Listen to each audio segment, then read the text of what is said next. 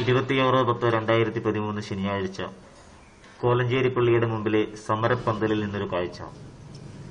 ഒരു തിരഞ്ഞെടുപ്പിൽ മത്സരിച്ച് വിജയിച്ചതിന്റെ ആഹ്ലാദ പ്രകടനമാണ് ഇവിടെ നടക്കുന്നത് എന്ന് ധരിച്ചാൽ നിങ്ങൾക്ക് തെറ്റി.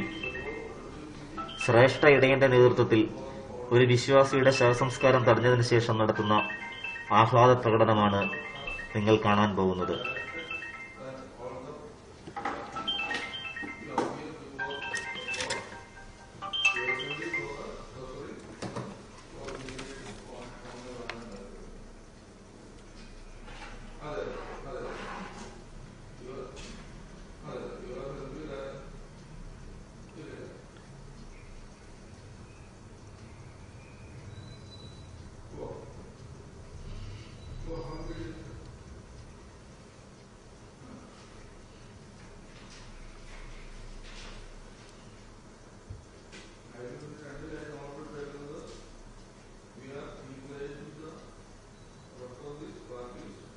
ആരാധനാ സ്വാതന്ത്ര്യമെന്ന വ്യാജേന ഈ പന്തലിൽ നടമാടുന്ന ഈ ദൃശ്യപ്രവർത്തനങ്ങൾ ഇനി എത്ര നാൾ?